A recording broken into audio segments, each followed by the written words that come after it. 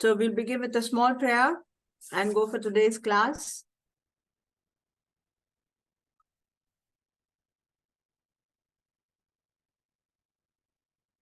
Om.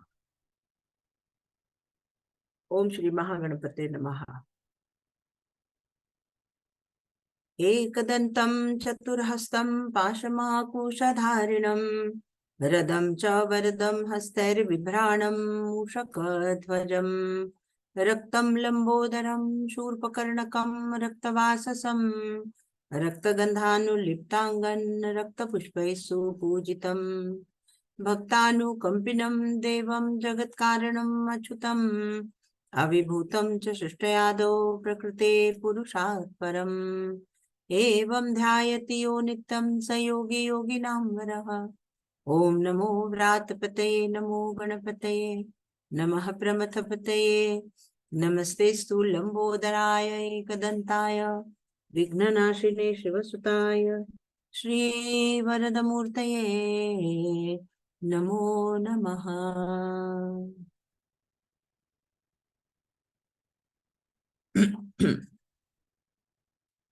So today's class is the second class in the sequence of the open classes that are going on at the end of the Urjavali course. We are finishing the Urjavali course, and these are a few free weeks that we have before we begin the next course of Deepalankar, which is the study of Upanishads starting in January. So these couple of Sundays that we have in the middle, we've kept them open for everyone, for anybody who wants to attend. You can share the link of the Sunday classes with your friends and you can invite them. Today's talk is about meditation and bhakti. Last week, we spoke a little about karma yoga, meditation and karma yoga, and how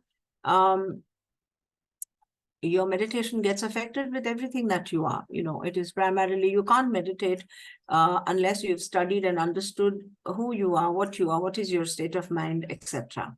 And an attitude, an approach to life, everything affects meditation. So you cannot have, the whole system of meditation does not set in, and your sankalpa does not become strong, your commitment doesn't get strong, and your sittings are not effective when you are not understanding this whole thing called life and this whole thing called what can help me make my meditation better. So the Yoga Sutras of Patanjali talks about Ashtanga. It talks about the 8-limbed path to experience the yoga. Yoga is, of course, the yoga of you and the real you. You know, the you that is outside and the Brahman that is inside. The yoga of these two, where there's just the Brahman and nothing else. The state of samadhi is what the last limb of the yoga talks about. It talks about yam, niyam, asan, pranayam, pratyahar, dharana, dhyan, samadhi. The 8 limbs, you know, we'll understand these and then come to bhakti. All right. So he talks about, Patanjali talks about these 8 limbs to be, even the Bhagavad Gita has spoken about the Bahiranga sadhana and the Antaranga sadhana. Bahiranga sadhana, the first few points of the Ashtanga, which means Yama, Niyam, Asan, Pranayam, these four steps. These are the Bahiranga sadhana, your outside sadhana. All that you need to take care of outside. All right. Bahiranga sadhana involves yam, niyam, asan, pranayam. These four things that you have to regularly do and become aware of. Awareness is the key to growth.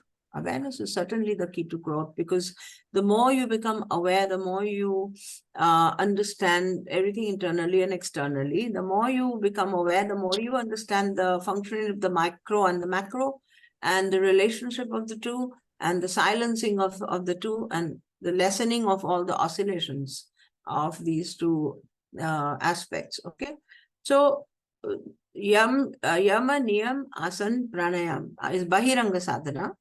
Pratyahar is a bridging sadhana that bridges the inside and the outside. And then dharana, dhyan, and samadhi, the last 3 of the ashtanga, is antaranga sadhana, which is actually the sadhana, of meditation. Dharana, dhyan, and samadhi. So we'll talk about this briefly, not elaborately, briefly, so that we can talk more on bhakti. Okay. So yama and niyam, these are what? These are yama, for instance, is a social ethics and external behavior aspects that you have to become very conscious about. Social ethics and a way of life, you can say, yama. All right. Yamas, there are 5 yamas: ahimsa, satya, ashteya, brahmacharya, aparigraha. Yamaha. All right. The sutra says that ahimsa, satya, ashteya, brahmacharya, aparigraha. Ahimsa is non-violence. Non-violence to begin with of the mind. बाहर तो आप violence करते हो. When the mind is bursting with violence, then you do the violence outside. So watchfulness, even if you're not fighting with people outside, if your mind is violent, violence of the mind is anger, resentment, anger, frustration, and a compulsive thought sequence that is harming others in the thoughts, and sometimes even harming yourself. Violence need not be just harming others, it can be even harming yourself. So ahimsa is one of the first points of your yamas. Yamas are bold declarations. They are bold declarations, and they are social ethics and social way of behavior and code of conduct for a sadhak to begin with. At what level are you in ahimsa, satya, truthfulness? What level you are? It's your self-evaluation. But the points need to be remembered. Ahimsa, I'm a non-violent in my mind. Non-violent, that is not harming others, not harming myself.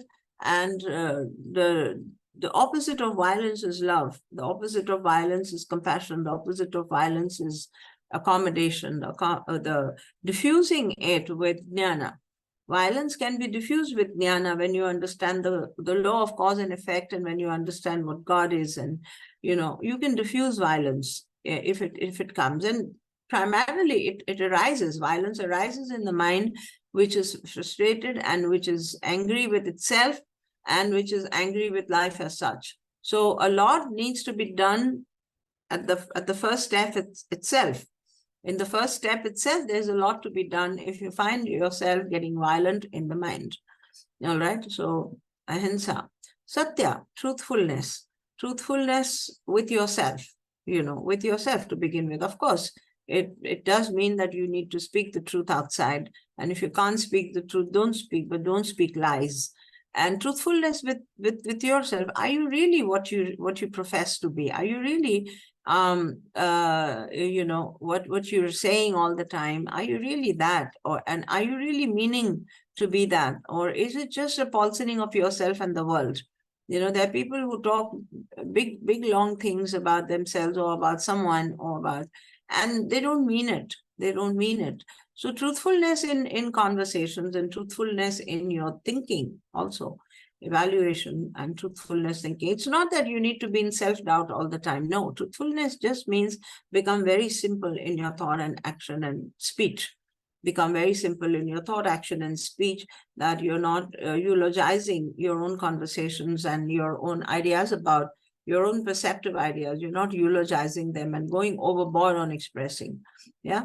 And the more you become aware, awareness, again, I'm repeating, is the key to all of this, because the more you become aware of what am I saying? Do I really mean it?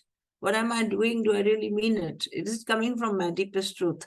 Is it coming from, and of course, truthfulness in the long process of your development becomes going and going hand in hand with God itself. Truth is nothing but God. They're synonyms. However, truthfulness at a very mundane level, worldly level, can mean being honest and being very, very aware of aligning reality, intentions and reality with actions and speech. Yeah. So ahimsa, satya, ashteya is non-stealing. All the time, our attention goes into what others are having, what others are doing, what others are meaning, and all the time I want this, I want this, I want this, I want this, and I want to do this. Because someone is doing it, you want to do it. Because someone is buying something, you want to buy it. Because someone is having something, you want to have it. Even in the spiritual realm, surprisingly, even in the spiritual realm, you need to become aware of it. See, I'm not criticizing at all. I have my own students and my own very dear close ones. So I see all of these and I look at them as children, so I understand how children behave. So even in the spiritual realm, somebody's doing something, okay, I want to do this as well. You went somewhere, I want to be there also. You bought some new diary, some new journal, you bought a candle, you bought a beautiful statue of God, or you bought even I want it, even I'm going to take it. And at a very sattvic level, Ashteya, Ashteya also is, all of this is Trigunatmak. If you understand, the world is Trigunatmak.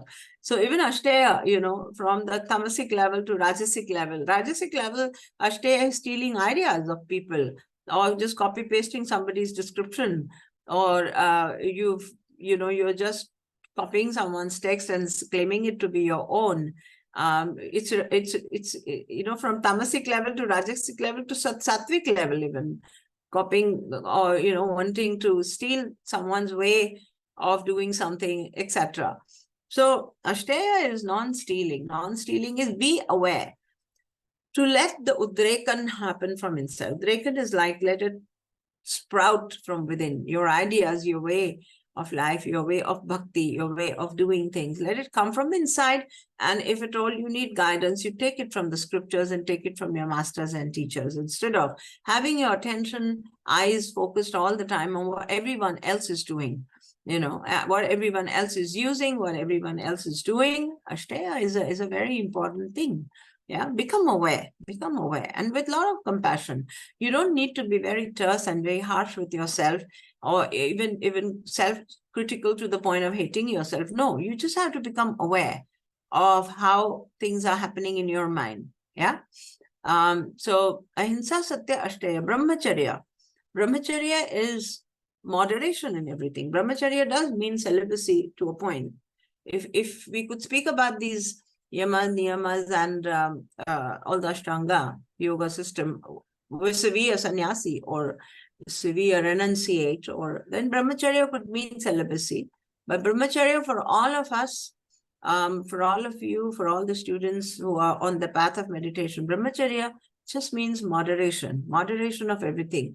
Where you're spending energy, vital energy, it came to a point of brahmacharya and celibacy have become synonymous because a lot of energy is consumed in a sexual act. Similarly, a lot of energy goes into indulgence of any kind, So brahmacharya means moderation and becoming aware of where your energy has been spent, how you're spending your energy, where it has been sent, and leakages, to stop leakages of energy here and there.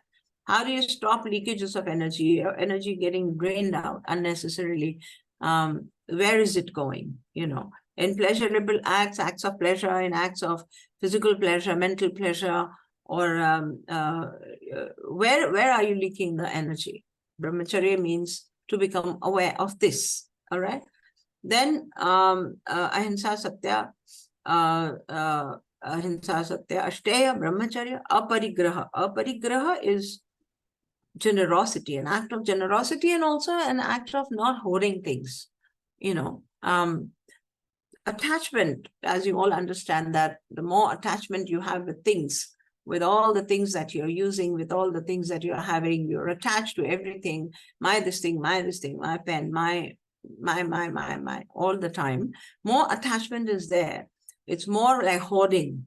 It's not hoarding, just does not mean buying things and hoarding in your house, or hoarding in your bank, or hoarding in your, it just doesn't mean that. Even mental hoarding. Mental hoarding is that you're all the time keeping in the cupboard of your mind all the things that are mine. The more you develop the sense of generosity, okay, you can take whatever you want from here. Sense of generosity where you are actually diffusing the idea of this. These are my things. These are my things. These are mine. And they're there. Okay, you bought things. You buy many things, but are you having the heart to give them away? So developing generosity. It's not that you're bad. It's the way of life. We've been conditioned like that. We've been brought up like that. So developing the awareness first of how am I hoarding things, and how am I hoarding the minus inside. Becoming aware of this is the first step, and then eventually it will lead you to become more generous and more, at least letting go of things. You can just let go of things and let go of things that you think are all my. All right. So ahimsa, satya, ashteya, brahmacharya, aparigraha, yamaha. These are the social ethics norms for a sadhak who is aspiring to experience deep states of meditation. All right. Niyamas. What are niyamas?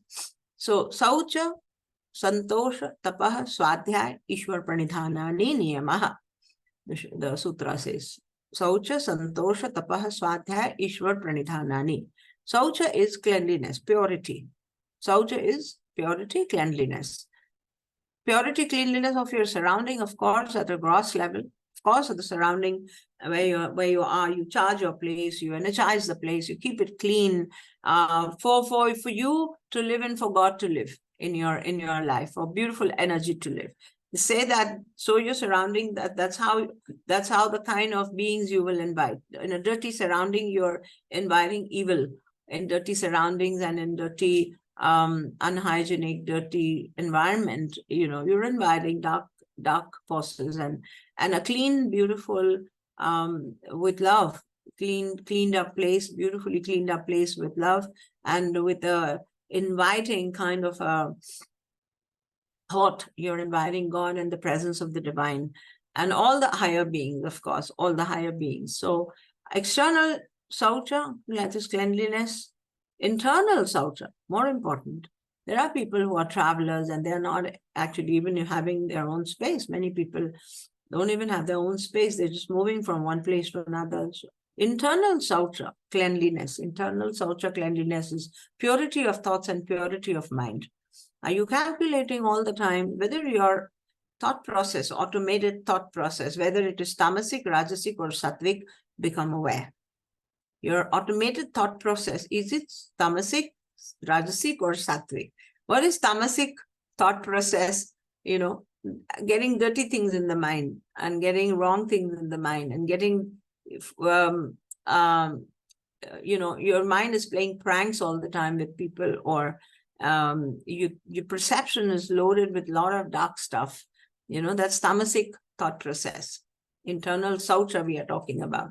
Okay, so mind, the purity begins with the mind and the brain. The mind and the brain. What kind of energy is there? Yeah, rajasic, at a rajasic level, this contamination can be calculating all the time, evaluating people all the time, looking at what clothes they're wearing all the time. The mind is not involved in an internal process of silencing. It is involved all the time in watching people, about their calculating how much money they must be earning, or how much things they're wearing, or what you're watching all the time, what kind of food she's eating, or your mind is all the time calculating. It's rajasic. It's tamasic, rajasic. Or that's not good. It's not purity of mind. Purity of mind means you're completely involved in just being there. It's just being there in whatever activity you're doing. You're just being there. And the mind is not automatically, involved in evaluation of people or thoughts or imagining things or gossip. Gossip is tamas. Gossip is tamas. It's pure tamas. Even rajasic gossip, when you're in a meeting and in a corporate meeting and you're talking, even rajasic gossip is not saucha. It's not purity of mind. So saucha, actually, we are far away. I'm sure all of you are understanding that we are still far away, because there are traces of all of these things that's still happening in the mind, and one has to become so watchful, so watchful. Okay, santosha, contentment. Contentment does not mean giving away living life, or does not mean that you're not pursuing a career or a goal. It does not mean that. Contentment means being happy with where you are, aspiring to go further. It's not that the hunger is eating up your present. when the hunger for life or for money or for career or for goals or for relationship or whatever is eating up your present, doesn't allow you to live in the present moment and does not allow you to enjoy what you already have. There are things that you have, TK. You have a goal and there are things unfulfilled yet, and there are places you want to go, and there's a level you want to achieve. I agree with all that, But that does not mean that you should not be in a state of gratitude, happiness, joy, and enjoyment in the present moment. The fire for growth should not consume the fire for life. Very important. The fire for growth should not consume the fire for life, because with that light, you're living. Contentment can come only when you live in the now, in the present, when you are in gratitude for what you already have. Contentment can come only when you're in gratitude for what you already have and pursuing, better, higher goals. That's why they say that, for you to convert your life into a happy life, you have to set up goals which are for the benefit of all and not just for the benefit of one person. So it should be for the good of all. Then your contentment can become an easy achievement in the present. In the now, you can be content and happy with what I have. I'm happy with what I have. And yet I'm pursuing a career, or I'm pursuing something that's going to take me higher and make me a better achiever and take me towards my fulfillment and attainment.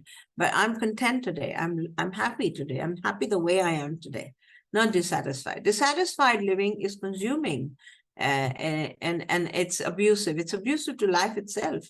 Discontentment is an abuse to life itself. Yeah, whatever crisis you're going through, all of us are going through something or the other. You're dealing with something or the other. But whatever crisis you're going through, even in that crisis, you can count the list of things that you already have. There are things that you have. It's not that you don't have a house to live or this or that or that. There can be a long list of things that you have. So contentment has to be very consciously brought into the surface of your mind. Yeah.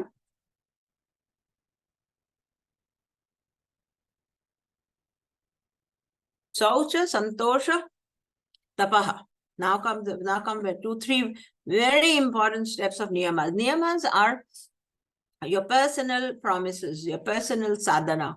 Niyamas are your personal practices, your personal sadhana, your personal vows, and your personal commitments, your sankalpas that you're taking to make your life better. Okay? Yamas were what are your social behavior and how you're externalizing everything. Yamas are internalizing and your practices. Okay? So Saucha, Santosha, Tapaha. Third one is Tapaha. Tapaha is your practices that burn up your karma. Tapa literally means fire, heat. Tapa, it literally means heat. So generating heat or fire, tapaha. Penance, sometimes we use the word penance. Japa, your japa sadhana, your kriyas, your everyday chants, what you do, they all come in tapa. Tapa is when you're chanting, when you're doing japa, or when you're doing even meditation itself is tapaha. However, what we are discussing now are the steps to be taken to go towards a state of samadhi. Yeah. So tapa here is talking about practices, your yoga practice or your pranayam practice or your regular japa practice. Japa practice comes a major part of your tapa. Okay. That which ignites fire within and burns or cleanses the causal level. The causal level is your, the karma sheet. The karma sheet, Karan Sharir. In Sanskrit, what you call Karan Sharir. Sthul Sharir, Sukshma Sharir, Karan Sharir. Karan Sharir is the causal body, gross body, subtle body, causal body. Causal body is the innermost body, which is aligned with your soul, which is wrapping up the soul. And in the Karan Sharir are all the seeds of your karmas, and your destiny is loaded there. And all of that story that you are living and whatever is unfolding in your life is on account of the karma sheet, is on account of this causal body. All right. So tapaha directly affects the causal body. It directly affects the causal body. It burns unwanted. It burns a lot of karmas. It smoothens out your layer of the causal body, and it makes your life more conducive to the growth and to the spiritual goal that you have set in.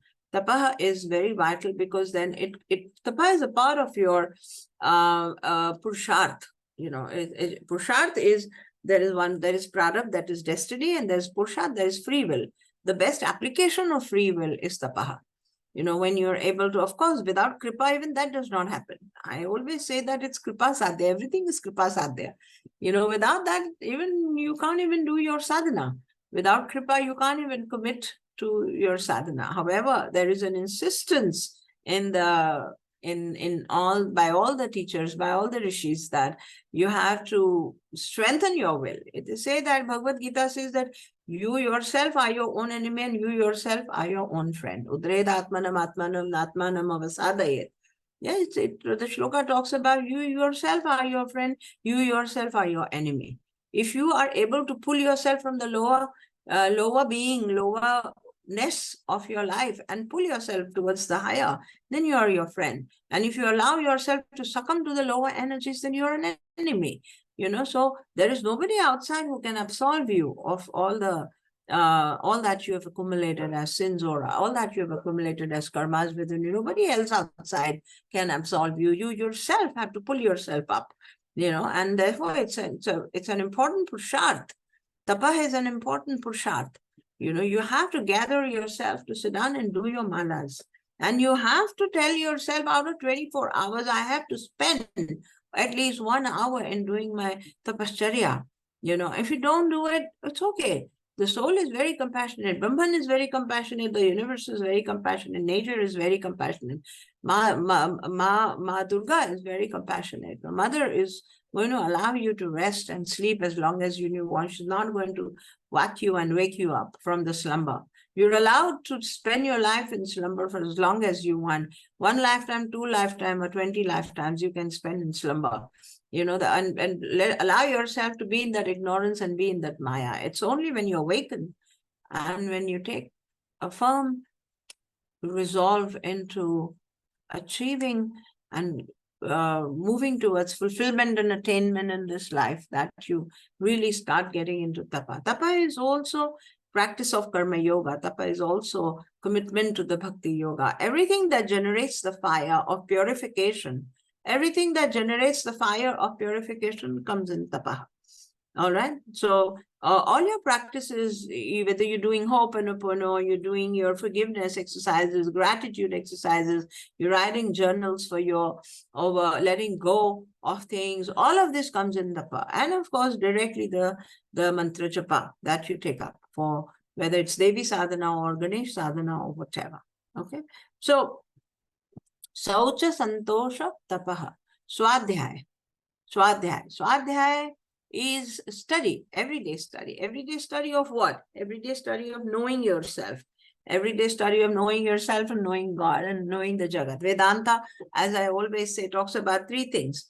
You to understand the Jagat, to understand Swayam, yourself, and to understand what we call God, Ishvara, what we call God. So you understand yourself, you understand God, and you understand this world. This is the study. Your swadhyaya should involve a combination of bhakti and jnana according to your own state of mind. Some people are more intellectually oriented. Let your swadhyaya be a lot of jnana yoga, where you're understanding about Brahman and about the manifestation. We do the Upanishad study. For those of you who are new in the group today, we've kept the event open. We have this Dipalankar course coming in starting from January. We're going to take up 4 major Upanishads and the study of course, everything related to practicality. Our classes, all of you know, are not only academic. It's relating every aspect of the academic with your real life. There's no purpose of your study if you're not able to relate it and pull it into your day-to-day life. So the Dipalankar starts in January. 14 January, we will be doing the puja and taking the sankalpa for the study. The next 6 months, study of 4 Upanishads and a lot of concepts of Vedanta, more clearer, and also karma and bhakti yoga together. So anybody who wants can send me a message and I will send you the details of the Dipalankar course. So Swadhyaya here means Saucha, Santosha, Tapaha, Swadhyaya. Swadhyaya here means study of yourself and understanding what is God. First of all, understanding what is God. You cannot develop bhakti without understanding the science. You can't, unless you've done it in your previous life. Some people are born bhaktas, undoubtedly. Some people are born bhaktas, and from childhood they have an inclination to go into God, the vicinity and the deep understanding of God, and they want to be there in bhakti automatically. They have done their jnana, yoga, and swadhyaya in the previous life. That's why it's something you're born with, then you've done it before. You've done all the tapa before, you've done all the angas before to be born in bhakti and to be born with purity and to be born with contentment. If you're very fortunate if you have such a state of being. If you're such a state of being, you probably inherited it from your previous lifetimes. However, people who are on the state of development and they do see people in bhakti and they say, I'm not experiencing such bhakti in my heart. There are many of my students who say, Ma, we don't feel bhakti in the heart. There's that kind of love that you talk about for God. I can't feel it. Because I talk about love for God, I'm extraordinarily in love with God. And God is extraordinarily in love with me. He loves me, I say, and that gives me more solace than me loving him. He loves me. So the whole thing about Swadhyaya is to understand the science of God. And that's why these classes are there, to make you understand the science of God and the science of how nature is created and the science of how everything is so oriented and so monitored by this divine force called God, Paramatma. And Paramatma, when we see, yesterday somebody was asking me about Savitur in the class yesterday. And so that whole galactic center around which all the galaxies are moving, all the suns and all the families of the suns and all are moving at a speed, extraordinary speed, and everything is afloat, nothing is falling down or going haywire or bumping into each other, nothing. It's all going so flawlessly. Paramatma is that Shakti that makes everything work so flawlessly in the universe. Okay, so to understand God is an important swadhyaya. To understand yourself as Brahman is an important swadhyaya. And all of those noble writings of people's saints and rishis, what they have written, scriptural study is an important aspect of Swadhyaya. New age books, okay, they're nice. Many of the motivational books are nice. They're nice. Authors have written their own experiences and they're all very holy, good people. However, scriptures and the study of the scriptures is an essential aspect of Swadhyaya because it's unadulterated truth and Rishi Vakya, they're downloads of the Rishi. Scriptures, when I say scriptures, Vedic scriptures are all downloaded. They're Shruti Vakya. They are not Smriti Vakya, so they are dependable on their wisdom and knowledge. And they are, the reading itself is a blessing. The reading of the scriptures itself is a blessing. And when you say scriptures, what do you mean? I mean, the Upanishads are there. All the Vedic philosophical purport of the Vedas comes in the Vedanta. Vedanta is the end of the Vedas, the fourth aspect of the Vedas. Mantras, Brahmanas, Aryanyakas, and Upanishad. Upanishad is the ant of the Vedas. That's why it's called Vedanta. And it carries the philosophical teachings of that particular Veda. We have so many of these Upanishads, there are more than 108. The ones that are accepted are 108, the canon. Out of these 10 Upanishads are considered to be very scholarly and very important for us to study. The study of these Upanishads itself develops a bhakti bhav and gives you clarity about Brahman, gives you clarity about life and death, gives you clarity about all that is in the universe. So it's important to study these scriptures. Even stotras, we've been doing stotras in the past 1 year. So many beautiful stotras we did with a scientific understanding of all of them. It's important for us so that there is clarity, and the bhakti cannot develop because you're scared of something called God, or you're scared it's in oblivion, it's in darkness, then you can't cultivate bhakti. Bhakti cultivates when you understand the science of all that is, especially when you're educated people who have had formal studies. Yes, so there is. Yes, you got the answer. So it's reading the scriptures is an important aspect. And stotras cultivate bhakti. Stotras for all gods and goddesses. And my most favorite example to give is that of Adiguru Shankaracharya. He was a Advaita teacher, Advaita master.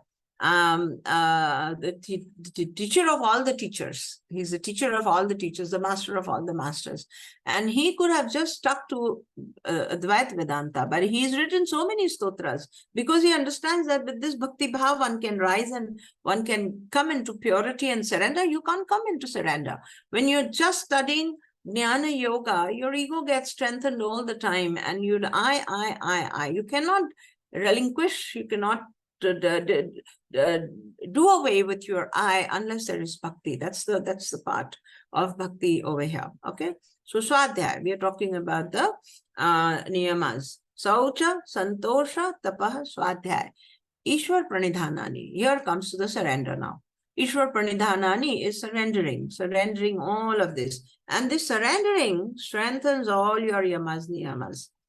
All your yamas, niyamas, are strengthened, set to the right level, are, as ordained and as grace would want it. Everything is set right with Ishwar Pranidhanani. Ishwar Pranidhanani can be taken further into understanding it as bhakti.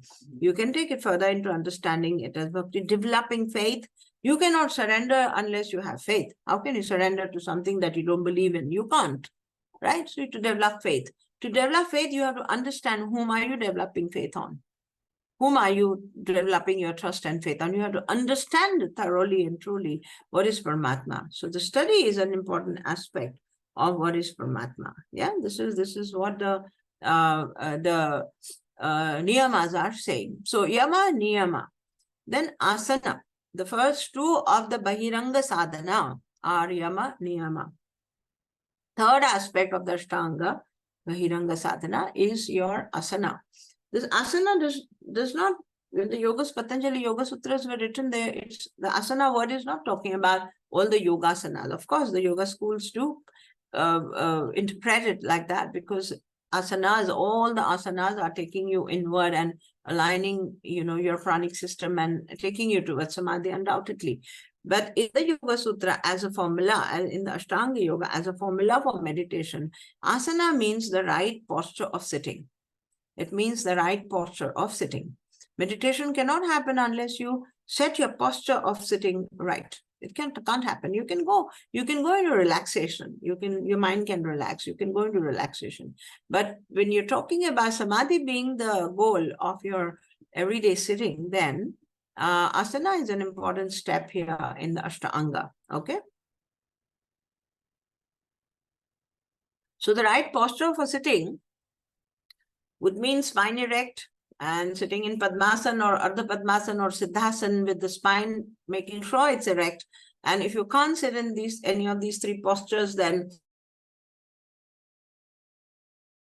on a zafu or sitting on a blanket roll to lift your lower back a little, and sitting in the Zen master's posture, is also a beautiful thing. So you have to explore various ways of sitting to figure out how your body would be in a restful, upright, straight position.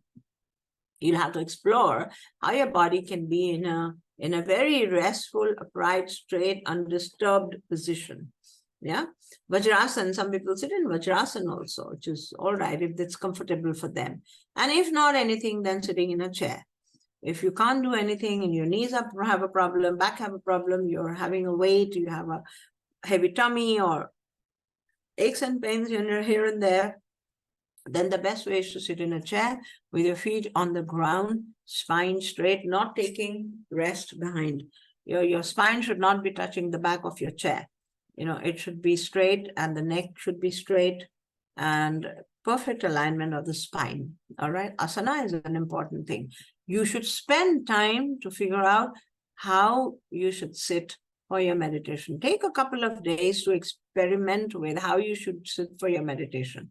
What posture makes you the most comfortable for half an hour, 1 hour, 2 hours if you want to sit? What does not give you pain? and ache and in the body. All right, and do the required stretching, do the required all the asana system. The yoga practice has come because people can't sit into straight posture, so to make the body supple and strong, supple and strong from inside, all the asana system has come into practice. Okay, so do what is needful to let your body be in the right posture, right? So yam niyam asan pranayam, fourth of the ashta angas is pranayam. Pranayam talks about breath work. Okay, it talks about breath work. Should the neck and head also be upright along with the spine? The head tends to go backward or forward. Yes, it should be straight. Yes, it should be straight, and it shouldn't be like that. It shouldn't be. So that can happen when you give support to your spine at the tailbone. When your spine is not strong, then the head does not stay straight on your spine. Then it goes like that, or it goes like that. Yeah. So support at the tailbone. If you roll a blanket or stuff a small zafu, we call it a zafu, a small thick cushion made of cotton, tight cotton, not foam, and then you sit at the tailbone on this and let your knees drop down. I can share a picture to show what posture is good. And when there is a support on the tailbone, then your spine just it just sits like that, and then the head will not go like this or like this. It will stand straight. The head won't fall back or front. Okay, so posture is important. Experiment with it. You'll get it better. Okay, so yam niyam asan pranayam. Pranayam is breath work, some form of breath work, and pranayam in our yogic system is beautiful, well researched, beautiful, wholesome, complete, and you don't need to look at any other kind of a breath work in the world. It is so profound. All kinds of pranayama, all kinds of breath balancing, the nadis, shuddhi, nadi shodhana, all kinds of pranayam are there in our yogic system, which are just too beautiful. Anulom Vilom or Nadi Shodhan pranayam is considered to be good for your meditation. It's considered to be good for your meditation. You can just do Anulom Vilom without taking a pause, kumbhaka. A couple of times when you do your alternative nose breathing a couple of times, then the predominance of the breath from the left nadi and the right nadi. What happens is every hour your breath is predominantly either in the left or in the right nadi, Surya nadi or Chandra nadi, and that's a natural body's process to keep the temperature of the body balanced. The body temperature remains balanced with that. And also you're tapping into the two different lobes of your brain. Both the brain lobes get active and remain in communication with each other. So every hour, by default, it changes the predominance of breath. You're breathing with both the nostrils. However, one of the nostrils will always have more breath. And after an hour, automatically it shifts to the other and the other. It's only in your deep sleep state that your breath comes into the third nadi, which is Sushumna. All right. Sushumna is considered to be the spiritual nadi. Surya nadi, the one that is in your right nostril, is aggressive and hot. It's aggressive and hot, and it is connected to the sun, and it gives you more thoughts. It's rajasic in nature. It gives you more thoughts. It gives you more thoughts, and it is very thought creating in the mind. And Chandra nadi, which is on your left nostril, is passive, is cool, passive, connected to the moon, and tends to take your body into a restful state. Okay, so when you're sitting for your meditation, if your breath is in the right, then the mind activity is too much, and meditation does not happen so easily. If your breath is in the left, then the body goes into a passive mode and you come into lethargy, you start yawning, and you might want to sleep. It takes you in a restful state. So neither the Chandra nadi nor the Surya nadi is good for meditation. I mean, the breath in these two are not very pro meditation. It's better to have the breath predominantly in the Sushumna. So alternative nose breathing, A, cleanses the nadis, both these nadis, and B, takes your breath into the Sushumna nadi, which is ideal for your meditation. All right. And therefore, some form of pranayama, on regular basis, some form of pranayama should be there. And particularly mentioning it here that before meditation, if you can do a little alternative nose breathing, that's really very beneficial for your meditation. It helps you to go inward. Okay. So yam, niyam, asan, pranayam. Ma, Yeah. Ma, pranams, Ma, this is Nirmi here. Yes, Nirmi. Hanji. Ma, may I say something here connected with pranayam? In the past few years, whenever we've discussed pranayam, I've tried to do anulom vilom or any kind of deep breathing. And every time I try, I land up with a massive headache. So I've understood that pranayam to mere liye nahi hai, for whatever reason it is. But I've always wanted to know why is that so? Nahi hota hai ma mujhse. Head actually begins to split. Yeah, you are the Nirmi that I know. You are a doer. You're a doer. Your surrender does not happen so easily. There is a part of you which is completely surrendered. I know that. Completely surrender. Yet the doer in you is a very active person. I have to do it. That's why you write down. You don't trust that you will remember everything. That's why you write. You don't trust that I will have everything here.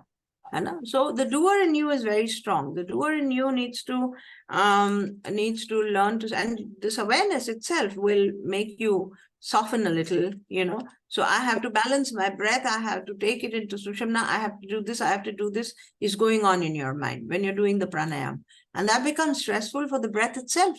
The breath itself gets stressed with the nirmi. Okay. Are you getting it? Yes, ma. Your breath itself gets stressed with the nirmi who is doing everything. Huh? Yes, especially the writing bit. Yeah. So that gives you headache. You just tell yourself, Nirmi, can you just shut up and let me do everything? Will do, ma. Thank you. Yeah. So pratyahar, we are at pratyahar. Yam, niyam, asan, pranayam. Pratyahar. Pratyahar is a bridge between the Bahiranga sadhana and the Antaranga sadhana. Pratyahar is withdrawal. So slowly, steadily withdrawing from all the unnecessary inputs of the mind and senses. It is an essential part. You can't have parties at night and morning meditations. You can't have indulgence at night and evening, all exposure, blasting exposure to senses, and then want to spiritually, grow. The hoga growth. If it is in your samskaras, you will grow, but it'll be like you're creating contra elements all the time to stop this urge to grow spiritually. So at some point, withdrawal becomes a very essential part. Yes, I understand, Nidhi. Nirmi, in all good sense and in a lot of warmth, compassion, I tell her whatever I tell her. Yeah? Absolutely, man. I so need it all the time. Yeah. So pratyahar is withdrawal from unnecessary exposure to stories. Sometimes there are people who reading is a wonderful thing, but then if you're reading novels and you're reading all kinds of imaginary fiction, then even that is going inside and circulating. You're eating all the time something that you don't need processing in the mind. Let your mind's processing reduce and keep it limited to swadhyaya if you really want to meditate well. Keep it limited to scriptural knowledge, and unnecessarily reading, unnecessary watching, unnecessary hearing, and all the senses need to be in the process of withdrawal, rationing. Pehle to ration karo. I mean, be careful, because if you're in families, you're living in families and a social circle and a professional circle, some things are inevitable, inescapable. I understand. But pratyahar is a mental withdrawal. Physical withdrawal to hai, but first and foremost, a strong resolve of mental withdrawal. Mental withdrawal. You may be there with people, but you're in withdrawal mentally, and it's almost like you're standing, whatever they're speaking is hitting against a wall, it's not hitting you. So that mental withdrawal is a very essential, becoming aware that I'm not here to sit and gossip with everyone, or I'm not here to carry this glass of wine, or I'm not here to do any kind of indulgence. That mental withdrawal would save you of a lot of obstructions that come in your meditation and bhakti. All right. Pratyahar is a bridge between the Bahiranga sadhana and Antaranga sadhana. The stronger this bridge becomes, the more you'll be able to go across. The more you'll be able to grow across, the stronger this Pratyahar is. All right. And then comes the Antaranga sadhana after Pratyahar. That is your dharana, dhyan, and samadhi. This is a stepwise. If you understand dharana, dhyan, samadhi. Dharana se dhyan आता है, ध्यान में जाते हैं, and in ध्यान samadhi possibility बन जाती है. Possibility is there of samadhi in dhyana. So dharana, if you don't do dharana, dhyan is not possible. If ध्यान नहीं करेंगे, धारणा नहीं करेंगे, तो समाधि में कैसे जाएंगे? It's like that. So these are 3 steps, and dharana being the first step. Yes, dharana being the first step. Dharana, what is dharana? Ekagrata. What is dharana? Ekagrata. That means that you focus your attention to one point. Focus your attention to one point. My Gurudev gave me a very small tip and I followed it all my life. That don't let your eyeballs move. He says, don't let your eyeballs move. If you're just sitting with your eyes closed, kuch aur karo nahi karo. Actually, karna kuch nahi hota hai. In Indian meditation, you don't have to do anything. The doer has to just stop. There is no doing. All right. And then only then can you go into almost no movement of the body. And so if you don't have to do anything, then let even eyeballs stop. Eyeballs, when they're moving, even when your eyes are closed and your eyeballs move here and there, then activity is generated in the mind. The mind taps into the unconscious and creates thoughts. So 80% of your mind activity stops when you don't move your eyeballs. So just fix them to a point anywhere. It could be in front of you when eyes are closed. It could be here. It could be here. It could be here. It could be here. The best is to focus on the heart. The best is to focus on your heart, because the Hridaya is where all the downloading of the CI happens, of all the cosmic intelligence happens. The Hridaya is where all the Purital Nadis and Hita Nadis and all the dance of the light is happening in the Hridaya. The seat of the soul is the Hridaya. All right. So Hridaya is a very beautiful space to keep your attention and don't let the eyeballs move. Dharana is a practice again. It's there in the Ashtanga because the Ashtanga have to be done every day. This Ashtanga has to be done every day. It's a progressive stepwise practice. It's a progressive stepwise practice that definitely takes you into the end Anga, which is Samadhi. All right. So Dharana is an everyday practice. It needs to be done every day. Yes. Okay. So for a lot of people, this dharana means much more according to this school of practice, whatever sampradaya they belong to and the guru lineages they belong to. The dharana, there are people who focus on the yantras, there are people who focus on pictures, and there are people who focus on breath. Dharana is of a different kind for every school of meditation. Yeah, some people, a lot of Buddhist schools that teach you focus on the breath. You just be aware of the breath. Dharana is when you take and concentrate on a particular point. This is dharana. Ekagrata, bringing all the pranic system into one flow, into one single flow, gathering all the tributaries of the prana into one single flow. That is dharana. And then you go into dhyana. Then you go into slip into dhyana. From the awareness point of view, that means the state of awareness is outside now. I'm looking at the world. The state of awareness is inside now. I'm looking at my mind. I'm looking at my subtler body. And when the state of awareness goes into the light, that is the causal body, it goes into the light, then dhyana happens. The moment your awareness transcends the mind and goes into the causal, Anandamaya Kosha, it enters into the Anandamaya Kosha, then you are in dhyana. And transcending the Anandamaya Kosha, you enter into consciousness or samadhi. Then you enter into consciousness or samadhi, which is not something that can be done. It is kripa sadhya. It is not karma sadhya. I'm telling you. Karma is there in following all your practices every day. Undoubtedly, your free will, resolve, sankalpa is there. However, samadhi is kripa sadhya. It is not karma sadhya. All right. So that one should leave on God. Now let's come into our main conversation for today, discussion for today. Is there a recording for the first session? I missed it. I need to make notes. Madhu? Yes, there is. It is there. It's there on our website. The date would be written, last Sunday's date would be written, and you can watch it. Nirmi, if somebody can put the link, Krishna, if you're there, you can put the link in the chat for the last Sunday's recording. This girl will be able to watch it. Thank you, Madhu. I have one more question. So basically, do I need ये course तो वैसे भी videos के through है ना WhatsApp पे और through the website portal सो आपको फिजिकली प्रेजेंट होना उसमें इम्पोर्टेंट नहीं है और लाइव क्लास नेक्स्ट वीक है और वो भी आपको रिकॉर्डिंग्स मिलेंगी. Thank you, Gitanjali. Is that Gitanjali? Yeah, thank you. So somebody will put a link in the chat. Don't worry, Madhu.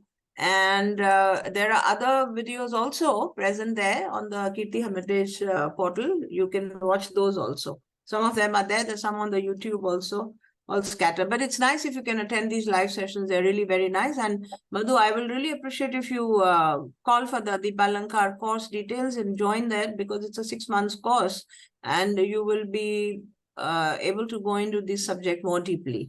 Okay? my sign up for the... You already signed up, Madhu? I did. Okay. You're there This in the is Madhu- Balankar group. Have I put you there? Yes. This is Madhuri Mama. Oh, Madhurima. So I'm thinking this is some other Madhu. Okay. No. Yeah. Thank you. Yeah. Ma, Thank you. also, आज आपने जो भी discuss किया, the Yam, the Niyam, and the Ashtang Yoga, you have a YouTube video on this. How do you become eligible for Guru's grace or something? Yes. That's a Yes, very beautiful video. So all of this is there in that on YouTube, ma. Yes. Inviting Guru's grace. So that's right. On Yes. Guru Purnima, we had a meeting. Yes, ma. Good morning, Nilimaji. Good to see you. Also So, Dharana, we were talking about different schools, talk about different ways to go into Dharana. Breath work, a lot of external senses are used. They say that for Dharana, we use one of the senses. You utilize one of the senses to go inside and transcend the mind. So a lot of people use the smell, the nose, the breath work, focusing on the breath and then just transcending. People use the mantra. They keep chanting the mantra, japa japa inside to transcend and then go into dhyana. Similarly, you hear something, you keep your focus on the nada, like that. So dharana is an important step, and therefore that takes you into dhyana and eventually into samadhi. So bhakti yoga, our topic for today is you cannot purify the mind. With my personal experience, I can tell this to you. You cannot, unless you're born with samskaras and you're a born saint, then it's a different thing. Even then, saints say that. You hear Sant Tukaram, you hear Jnanadev Maharaj, you hear anybody, teachings of any of the saints, they will tell you that Nam Smaran purifies the mind and purifies it gives shanti to the chitta.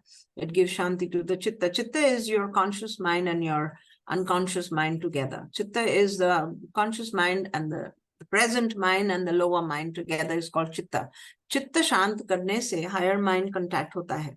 When your chitta is shant, then you can contact the higher mind, which is in communication and communion with God, can communicate and be in communion with God.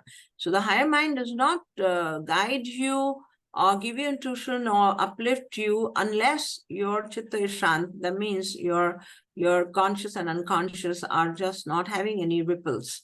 All right. So all the saints have advised that Nam Smaran gives you shanti in the chitta, and then you are able to uplift yourself. All the advices are there in the Bhagavad Gita and in all the scriptures that you have to do this, you have to do this, you have to do this. But kripa nahi hoti to nahi kar sakte hain. When there is no kripa, you can't do it. How do you become eligible for kripa? How do you create the eligibility for kripa? Eligibility for kripa comes only when taking the name of the Lord. A system of upasana is an important aspect of bhakti yoga. A system, in fact, bhakti, in fact, upasana word itself is embedded with puja, bhakti, and jnana together. Puja, bhakti, and dhyana together. Upasana word comes from the upasana khand of the Vedas. It comes from the upasana khand of the Vedas. And at that time, in the Vedic time, upasana was more of dhyana. However, in the later periods, all the teachers and all the rishis, they made upasana a combination of puja, nami, whatever worship you do, everyday commitment to worship. और कुछ नहीं तो एक फूल चढ़ाना, और कुछ नहीं तो एक दिया जलाना, और कुछ नहीं तो एक अगरबत्ती जलाना. Something very simple. It can become a puja ritual. That which takes you into that zone of surrender. You know, to do worship and to do puja takes you into the zone of surrender. It's physical conditioning to take you into dhyana. It's physical conditioning. It's something that you are creating for your senses to turn inward and transcend the mind. So for all those of you who think that this puja and this worship thing is something, I'm not into all this, you know, the stylish way of saying that I'm spiritual but not religious needs to be focused on and concentrated on. You know, it's nice. We are all spiritual, definitely. If your religiosity can support your spirituality, it is very good. They're not two different things, you know, if you understand it deeply. So focus and concentrate and understand what you're saying, because you need to reform yourself to be able to have better experiences with God, right? At least come into that admittance that, yes, I need to change something within me to be able to experience something greater. इस acceptance में आना अपने आप humility में ले आता है आपको. It brings you into humility and it brings you into surrender. Yes, you pray to the Lord that show me the light which will take me into you. Show me the light and show me the path that will take me into you, that will lead me to you. And so improvement, if you're wanting, take my advice that, you know, bhakti yoga, a beautiful combination of karma, bhakti, and jnana is what you have to set for yourself. The beautiful combination of karma, bhakti, and jnana you have to set for yourself. Bhakti yoga being an essential part of it. You know, jnana becomes very dry and arid without bhakti. And renunciation and vairagya cannot happen without bhakti. Whom do you surrender to? You surrender to something called a theoretical Brahman? No. You can't surrender to a theoretical word called Brahman. Brahman, the experience of Brahman itself is so humbling that you understand that Paramatma and this that I'm calling Brahman is same. And the awestruck knowledge of Paramatma itself makes you, takes you into complete surrender. So bhakti is an essential part of your development, spiritual development, and consequently taking you into dhyana. That does not dissolve into anything else. Your I cannot dissolve into anything else but bhakti. You know, so as long as that I is there, you are your biggest obstacle into meditation. You are your biggest obstacle into meditation. You cannot dissolve this I anywhere else, believe you me, other than the acid of bhakti. It cannot. You know, therefore, it's essential for you to develop bhakti. For educated people, it's difficult. It's difficult because the I is what you have groomed all these years through your school and college and post-graduation. You have developed the I. And now to finish it is difficult. Now to finish it is a very difficult task, right? So the only way it can thaw is to marinate it in bhakti. The only way it can disintegrate and, you know, dissolve is to marinate in this brine called bhakti. You can't do anything else. You remain a jnana yogi, a egoistic jnana yogi otherwise. And even karma yogi, you become an egoistic karma yogi, where you're doing, I did this and I did this and I did, I went there and I finished this and this happened. You will never use the word happened. You will all the time say, I did it, I did it, I did it. Only bhakti can help you get rid of this I. You know, and Nam Smaran is one of the strongest tools of bhakti yoga. Nam Smaran, constant japa of Ishwar, the name of your Ishtadevta, whatever. It could be Krishna, could be Ganesha, could be Devi, could be whatever you believe in, whatever your heart connects to. and they're all Paramatma. Yo yo yam yam tanum bhakta, beautiful shloka says. The consciousness says that whatever you worship and whatever form of worship you take, I sanction and grant you, and manifest to you that Devata. Paramatma will manifest Devata in that form what you are invoking. So Paramatma doesn't disappoint you and say that this Devta that you're worshipping or this Devi that you're worshipping is not what I am. He doesn't disappoint you. He will give you the darshana of that Devi, of that Devata. So such is the grace of Paramatma. It will give you darshan of that Devi and Devta and takes your bhakti into wholesome completeness. And he embraces and embraces and dissolves you completely into him. Paramatma does that. Paramatma is formless. However formless की भक्ति करना फिर कठिन होता है, बहुत मुश्किल होता है. That is why Ishta Devta or Devi Devta, whatever you did, that worship will take you to Paramatma, and Paramatma shall embrace you and give you darshan. This reward of darshan is what Paramatma promises you always, that bhakti, that Devta to whom you are offering all your worship and bhakti, to him I shall give you the darshan of that. It is something fascinating and something mind-blowing. Yeah? Ma, I have a question here, Ma. Yes, Nirmi. Ma, जैसे कि अभी दर्शन की आप बात कर रहे हैं, so obviously, I mean, when you say darshan, we do not expect the deity to appear in front of us. What are the other visible signs of darshan apart from the things that we are praying for getting manifest? What are the subtle ways that one can identify the Creator's hand actually being there? Not that it's not there. How do we begin to acknowledge it? Yeah, so many things that that you yourself can. So people have experiences. एकदम से खुशबू आ जाती है. Yesterday in the CI, we had a small brief CI plus meditation session here physically when the group was here, and from the window there was sunlight coming, and a Cayenne came in the form of light on our sofa. Wow, amazing. Somebody took a picture and posted it in the group. I'll share it in Urja mein share karo koi I'll do it, Ma. I've taken the picture. Kruti, pranam. Kruti, I pranam. miss you so much, and I miss that room and everybody else. Yes. I'll send it later. Yes. So it's a travel day for me today. Nirmi, it's amazing. You hear something. I've seen a flower turn and look at me. I have seen so many things. I mean, there is a proof every moment of his presence around. There's a proof. So only the sadhak experiences it. And if he tells this madness to the world, he's a declared mad person anyway. So this madness, only the sadhak understands how sweet it is. Yeah? Okay, Ma. Thank you, Ma. Thank you. Yes, any other question? Come up with your questions. Pranam, Ma. Pranam, Anand Rupa, how are you? I'm good.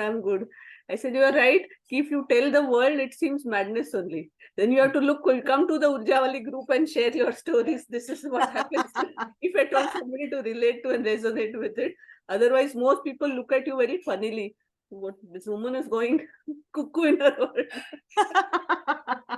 Ma, in a way, it's good that people look at experiencers in a funny way, because that enables silence for you somewhere. You stop sharing. Exactly. I like that part. I mean, I've been laughed at so many times, and I know when to. But there is proof everywhere, ma'am. There is proof everywhere. There's proof everywhere in the moving of the elements, in the, you see, I was traveling to Badrinath with two of my girls a few years back, and we reached a point near after Rudraprayag, after Srinagar. We reached between Srinagar and Rudraprayag. There was a point where we just stopped to maybe wash our hands or something. And the Ganga was absolute still there. It was so still, there was no movement there. And I saw a pyramid being projected. It was like a Meru on that Ganga. I took a picture. I have a picture of it, and it was like a 3D image of a water body converting into glass pyramid. I have a picture of that, which is so funny. I mean, it's so funny because we tried to search and find that spot when we were returning back, but we couldn't find it. These are moments, when something magical just comes up in your vision, And I have pictures of such magical things with me, and it is when I look at them, I said that you wanted to prove to yourself that there is something like this happened. For a sadhak, it is like you experience it and it's gone, and you need not have a proof for it. But when we want to share it with your students, and you want to share with someone, then you want a picture, or you want to store it and capture that moment. However, there are so many moments. Only that person who comes into humility and starts understanding the importance of finishing this I in your worship, only that person starts experiencing miracles. You start experiencing miracles little by little, kuch na kuch hota rehta hai. Ekdam se coincidences, we call them celestine prophecies. Sometimes they're synchronizing and coincidences which are like so divine. Yes. Humility, yes, Nirmi. Yes, Akshata. Yes. Pranam, that's beautiful to read. That's beautiful to read. Initially, I would get a little scared. Yeah. I would just look around and I would think, okay, if it's a fragrance, acha hai. The moment we come into our logic, we don't want to believe in a lot of things, and we say started hallucinating, or we started going bonkers. But these experiences are true. They're very true, because it is real. It is written that the unreal looks to be real, and the real looks to be unreal for the world. That's the prabhav of Maya. That's the spell casting, enthralling effect of Maya, that everything which is unreal, we take it to be real. All the world and all the experiences and relations and all the material things which are here, we take all of this to be real. And the real which is hidden is said by most of the people as unreal, hypothetical, unreal, hypothetical, not to be seen, has no proof. So that's the prabhav of Maya, and that's the illusion. So once you get into faith, into worship, into sadhana, and into the whole process of going inward, then the Maya is, you strip the wheel of Maya. You tear and you look through the wheel of Maya, and that's when Paramatma starts showing itself. Paramatma will show itself to you in many different ways, and there is so much of closeness of your being there, and Paramatma's being there, that you understand that I cannot be without the Paramatma. If Paramatma is not there, my astitva itself is shaken up. Your I cannot stand without the power of consciousness. Isn't that proof enough? Your I cannot stand, your body cannot stand, your gross, subtle, and causal crash down when your consciousness is not there. Then what more proof does one need? Yes, that's beautiful. So we'll take a small meditation. That's nice to see. I see some new people. Vishak, it's nice to see you. Vijayan, good to see you here.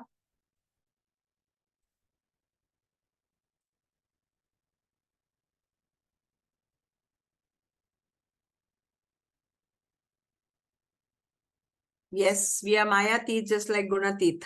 Nirmi.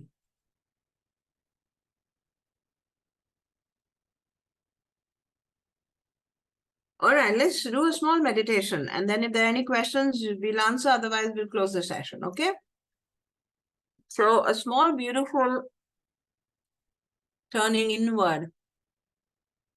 These small sessions of meditation that we take in our classes every time are just a couple of minutes, a few minutes, 5 minutes, 10 minutes sometimes. But they train you and guide you to go into a particular way and silence the mind, okay? So close your eyes, let your feet be on the ground. If you're sitting in a chair, let your feet be on the ground. State of complete surrender. Sit straight. Be in a state of complete surrender like a child. It's nice to be in the child's mind, because the child just takes instructions and doesn't want to do anything to cross these instructions. Like a child, just sit down. It's almost like you're removing the cap of your intelligence and the cap of your knowing and cap of your smartness and the cap of how well read you are and how well groomed you are and the cap of your overall superiority, just remove it and put it behind somewhere. Sit down with a simple mind, eyes closed, attention turned inward to the heart, Hriday, to the heart. How do you take your attention to the Hriday? It's nice to just stop your breath for a moment after your exhalation. After you exhale, just stop your breath for a second.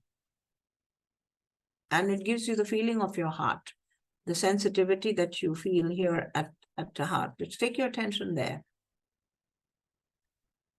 As if your awareness is entering into the dark corridors of the Hriday and then entering,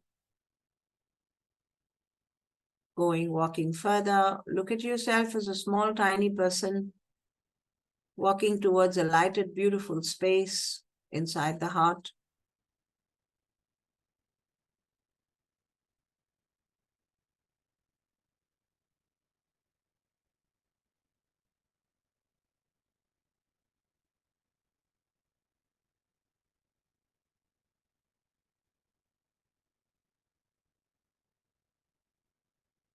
Let's take our awareness into this lighted space as if you see yourself walking into this lighted space to the center of this beautiful circular lighted space. Go to the center and sit down there like a Shiva. Look at yourself sitting down there like a Shiva, like a yogi, straight in meditation.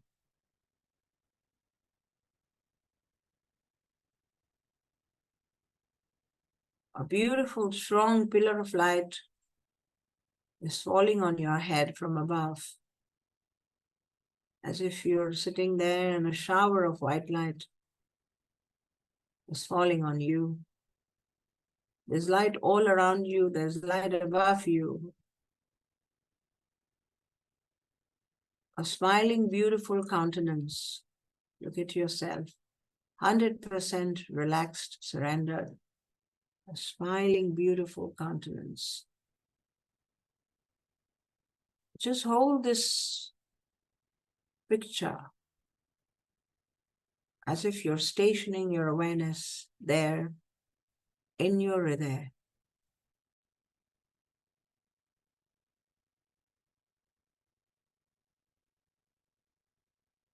Now don't let your eyeballs move.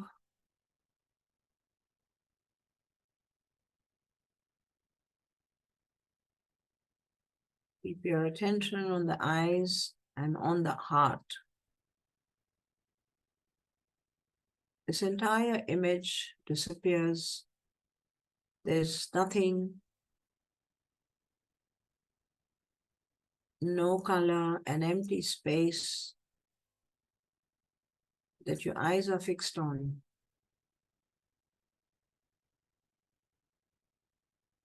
You're aware that you're breathing, you're aware of the space in your heart.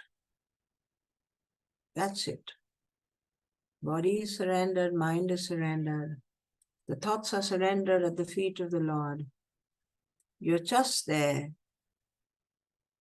with this peace, with this no thought. You're just there with eyes fixed to a point, looking into an empty space. There is nothing that you have to do. You just have to be in this posture, in this position, as if you're just waiting for something. You're following the instructions of not moving. You're just waiting with your eyes fixed to a point, body and mind completely in surrender. For the next 2-3 minutes, we sit like this, experiencing the peace.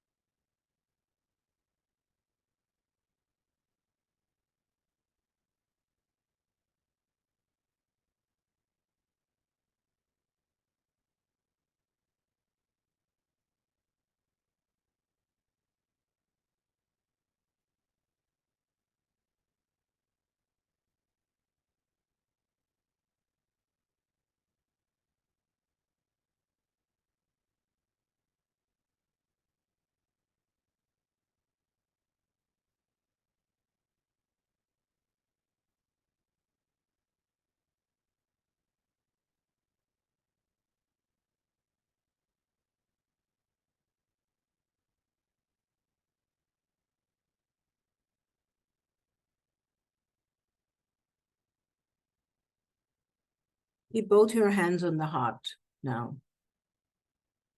Come in your body awareness, come in your body consciousness. Deep gratitude to our teachers, masters who guide us and always leading us on the path, taking us further. Deep gratitude for these beautiful moments that we are together. And deep gratitude for all that is in our life. Rub your palms together, wipe your face. Feel your hands,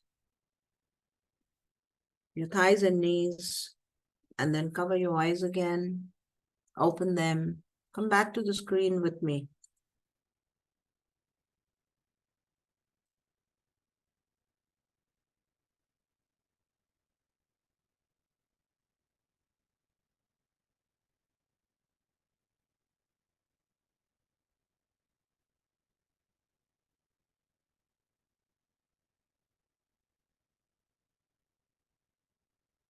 That's beautiful. Any question? Amit ji, Amit Pathak, good to see you. Namaste. Chitra, very nice to see you. Divya, I feel very happy when you're there. Love you, Mom. You must attend the morning sessions. I really missed you in the 21 wonders. I miss you, especially when you messaged me. Then I said, Yes, Mom. I don't know how you missed it. And it was not posted again because we were full. The group was full. I couldn't take more people. So I did not post it anywhere later. So for the Deepalankar class, I really want all of you to recommend and bring people as many, because once we close and the class starts, then 6 months we don't take anybody. You can't take anybody. So it's important that at the beginning we have maximum number of people who are joining. That's nice. And Mom, they're what are very, the classes very, that you have in the they cannot Hermitage? they cannot be replaced with any other knowledge, Ma. Your classes are very, very different, and they open your mind in a very different way. So Yes. I will recommend, and everybody should as well. Yes, Deepalankar ko promote kariye, jo aa sakte aaye, then we will meet again in June, July, and towards the end we'll keep the sessions open for everyone. Towards June, July. That's very nice. Any question? Anybody has any other question on Yes, spirituality? Ma, I wanted to ask, what are the classes that you have in the Hermitage? In the Hermitage, who is this? Nidhi, good morning. Nidhi, good morning. So the workshop was insisted by Kashmira and these 4-5 girls, they wanted to come here and do. I said, agar aana hai to group pura bana ke aao. So we had about 15 girls. We did 21 wonders. It was a retreat for therapists and alchemists and for healers. It was all on remedial. It was a wonderful, fun-filled class and very informative and very beautiful. 4 days retreat. It was 5 days, not 4 days. Beautiful. Pictures were very enviable. So. Yes, we finished yesterday. Yesterday afternoon, everybody left. And it was lovely. We don't have space in the Hermitage to stay. So they were all living here and there around and coming here at 10 o'clock in the morning and leaving at 6. And it was fun. Really nice. Very educating. Yeah. So we're planning another one for the Devi and for the 10 incantations in April. I'm still in a dilemma whether to do it online, because a lot of people are out of the country that are asking for the Devi's class, 10 incantation advanced, basic and advanced course, 5 days retreat during the Navratras. We'll start in the Navratras and end before the Shashti, because again, Ashtami, a lot of people do worship. So it will be again a 4 days retreat, but I'm in a dilemma whether to do it online or whether to do it offline over here.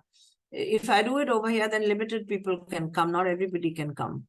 And Offline, this time offline. But can you do a mix of it, where some people join you at the Hermitage and still they can be? We can keep that. We can keep that open. However, that can be thought, Niti. That's a good idea. That we can keep it open for people who want to be online and also those who want to come here.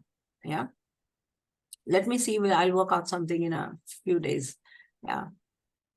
माँ, that 10 incantations बहुत ही अच्छा class था आपका. Yes. बहुत ही सुंदर class, बहुत सुंदर Nilima had notes लिख लिए. organized, Nilima ji had organized a Shakti Kumbh, and it's happening again in Pondicherry this year. I have posted in some of the groups. So it's happening again, and it's all on Devi again. And that class was uploaded on Sangam. I don't know how it went there on Sangam. And a lot of people have joined us after that, asking for the incantations. Yes, it was very nice. So, Ma, thank you for talking about the Shakti Kumbh. Sangam was one of our media partners. So they recorded all the speakers, and if you just go on the Sangam YouTube channel, within that you will see Shakti Kumbh videos. Yes, I saw They did that. a good job of editing them and putting them up. It's a little slow, but it's happening one by one. Yeah, but that's very nice, and it was very nice and very genuinely a good work. Yeah, The genuine whole good. idea of the Shakti Kumbh is to archive Indic knowledge systems to do with Shakti.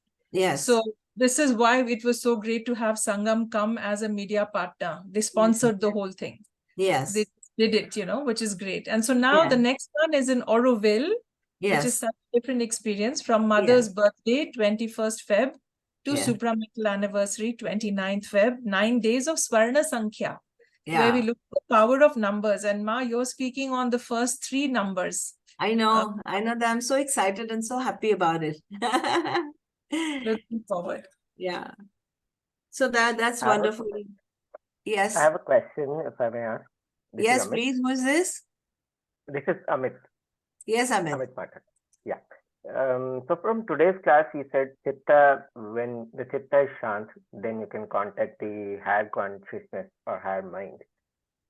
I think this is what I've been struggling with. So my question is, what's the best practice to get to make the Chitta Shant, to be able to do that? Because what's been happening is, there was a time when I used to feel a lot of contentment inside and very, silence inside. But these days, even in the night, I have a lot of dreams and I don't feel that kind of shanti inside to be able to connect with that. Yeah, so a combination of a lot of practices definitely helps, Amit. Naam Smaran for sure, Japa for sure, because Ishwar Kripa se hi chit shant rehta hai. Pehli baat. Dusri baat, letting go and practices that help you to clear the unconscious, like affirmations are there, and Ho'oponopono, clearing the past, clearing the unconscious, especially if there are traumatic experiences in the unconscious that keep triggering you with anxiety, worry, or, in dreams disturbing you, or the sleep not being good. If there's unconscious, unconscious is like an ocean that is, when shaken up, there's so many unnecessary stuff, sedimented stuff, which is rising up and giving you experience in the present timeline that is not required. We don't require, the past to come up again and again, surfacing again and again. So letting go exercises, clearing your past, and giving a lot of love. Healing helps, even simple therapies like Reiki and pranic healing also help, because you heal the Swadhisthana for a long time if there is unconscious stuff surfacing in your body. And so a holistic approach, to this, and you yourself would understand at different levels in which I would want to clear my past. And Bhakti gives you that love which is necessary to heal. Bhakti gives you that love which is necessary to heal, because just medically or logically handling your issue is not the solution. It comes again, and ultimately it is love. The most potent medicine is love. Yeah, self-love and God's love. There isn't any medicine more potent than that. So it all boils down to loving yourself and loving and accepting what was there and erasing it with love. So you have to invoke love in any which way. All other methods don't work. They don't penetrate into your causal body without love. Anandamaya kosha apne mein hi pyar se bhara hua kosh hai. ब्रह्मन का प्यार उसमें भरा हुआ है, तो प्यार के बिना तो मेडिसिन अंदर तक भी नहीं जाएगी, जितने मर्जी मेथड्स कर लो. You get my point? So self love, self acceptance is something very important, and self love, when it doesn't happen, self love, then God's love becomes self love. At least one of the two you start loving, then it happens. Thank you. Thanks so much. Yes. Naam Smaran is a short way, Amit. You take that and everything else will open up. It opens the doorway to everything else. जो जरूरी है वो सामने आ जाता है. We recommend mandalas and we recommend, Ho'oponopono and so many things to erase the past. But that one key, the master key that gives you many other keys to clear things in your life is Naam Smaran. उसको चालू करो, बाकी सब चीजें अपने आप खुल जाएंगी. Pranam, Ma. Yes, Pranam. Pranam, Ma. How are you, Ma? Thank you so much. Love to be here. Yes, thank you, Ma, Sandhya. Ma, you said Naam Smaran. So, we start getting so many thoughts as well while doing japa. Doesn't matter. Just mechanically do it and stick to one mantra. Stick to one mantra that you are so connected to, whichever Ishtadevta you're connected to, uska mantra shuru karo. Ultimately, everything dissolves in the ether and gets converted into Om. It does not matter. So that stupid logic that we have, that is there a better mantra that I should do than this, what I'm doing, is absolute stupidity. Is there something more potent, something more effective? Okay, let me start doing this and see.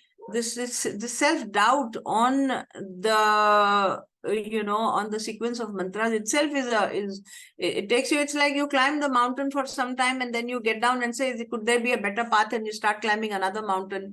You never reach the peak of the mountain if you keep changing your path every time. So जो भी मंत्र पकड़ो, आपको समझ में आना चाहिए कि this is going to take me to divinity for sure. Have 100% faith, surrender to the mantra and do it lifelong. And take it on a progressive increasing speed. You start with one mala, then take to 2 malas, then take to 5 malas, then take to 11 malas at least of doing that mantra every day. At least a sustainable count is 11 malas. And time and on, when you get the possibility and space, then do Anushthan 1,25,000 times in 40 days, of the mantra. And if you have gathered yourself to do it regularly, 30 malas roz kar pa rahe ho aaram se, then take the Purashcharan of that mantra, which means you're doing about 30 to 38 malas every day for 2 years, at least 1.5, 2 years. This kind of a commitment to the mantra will take you across. I'm telling you, whatever mantra you're doing, X, Y, Z, this will dissolve into Om and it goes into ether and it reaches consciousness directly. परमात्मा ही invoke होता है और कुछ invocation नहीं होती है संसार में. ठीक है ना? तो उसी के ऊपर भरोसा रखिए और करते जाइए. कृपा से आपको मिल जाता है सब कुछ. Pranam. Thank you so much. Pranam, Ma. Devika, how are you? I'm fine, Ma. How are you? Good. Okay, Ma, I wanted to ask one thing. I came across this line that God lies in the detailing. So what does it like? I'm kind of getting the gist of it. I think the law of Triputi again applies here. Yes. Yeah. So, but I want to hear it from you. Ekagrata. Ekagrata is more than a better word than detailing. Ekagrata का मतलब क्या हुआ कि when a sangeetkar, a musician has gone deep into his subject and has come into the minute details of the raga or the notes that he is singing, and the more his pran is getting into the small detailing and the perfection, it's almost like he's climbing to the apex of that pyramid. And at that point of perfection, he meets God. He meets God. Similarly, a painter, an artist, the more detailing ka matlab, there's no logical perfection of what you're doing, but detailing ka matlab hota hai ki just getting into the strokes. Just getting into the strokes. When your pran gets completely in convergence with every action and every stroke, it's almost like all your pran is giving that stroke. And you're getting into detailing ka matlab logical detailing nahi hai. It's energetic detailing. It's so full of love and so full of the best that you can do in that moment. That detailing takes you into the experience of God. I found it so profound when I, came across. I was like, wow. Thoda samajh mein aaya, but I wanted to hear it from you. Yes. Thank you, ma'am. So beautiful. So I guess it's like what she just said is The difference between ordinary and extraordinary is just that little extra. Just that little extra. Yes. There's the smallest and the most subtle of perfection that goes into it, which comes through riyaz and practice for any profession. Yes, it comes in any, as a sportsman, you know, he plays good tennis, he comes more and more into detailing of what can be even better, even better, even better. It's like your prana is getting converged and going into that level of perfection. Then there you see God. It's not about kumhar karta hai, you know, when he gets into more lovingly bringing out whatever pot he is making. That convergence of the prana gives you an experience of God. So we'll close the session for today. That was beautiful. The next week, yes, the next week. Pranam. The next week we will be focusing next week on Jnana Yoga. We'll talk about meditation and Jnana Yoga, as we spoke a little about Bhakti Yoga and the Ashtanga today. The next class is also open for everyone. So we'll share in all our groups, we'll share, and those who are, I have some numbers that have sent me random inquiries. I'm sending them the invite personally. If you guys, whoever have sent personal invites, if you want to get connected to this Mahaganpati group, we have a Mahaganpati Sadhana group, send me a message and I will put you in that group. So one message can, you know, all the announcements are made there. Normally all the workshops that are happening are made over there. So you send me a message, I'll add you to the group. Or if not, I will definitely send you the invite anyway for next week. Thank you so much. Love you all loads and see you next Sunday.